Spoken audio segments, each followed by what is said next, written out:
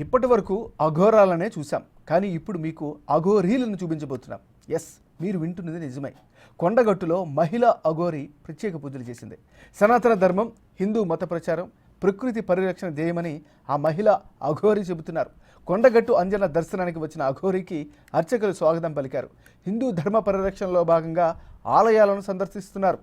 20 ఏళ్ల క్రితం నాగసాధువుగా మారినట్లు చెప్పారు.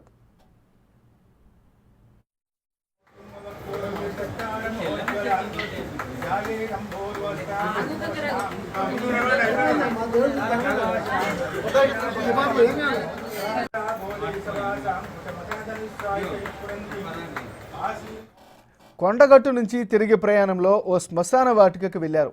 శ్మశానంలో కాలుతున్న చితి దగ్గరికి వెళ్లి ఏదో పూజలు చేసినట్లు విచిత్రంగా ప్రవర్తించారు. అది చూసిన స్థానికులు భయపడ్డారు.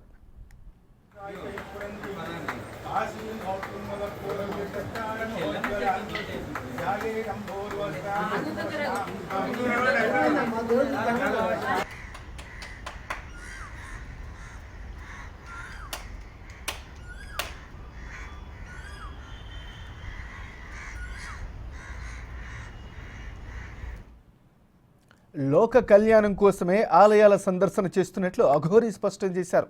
త్వరలోనే కొండగట్టు శివారులో ఆశ్రమం ఏర్పాటు చేసి ప్రకృతి సేవ చేస్తాను అని తెలిపారు. మానవ సేవ కంటే ప్రకృతి సేవ చాలా గొప్పదని చెప్పారు. హరిద్వార్ నుండి వచ్చానని, తెలంగాణలోని ఆలయాలన్నింటినీ సందర్శిస్తానని తెలిపారు.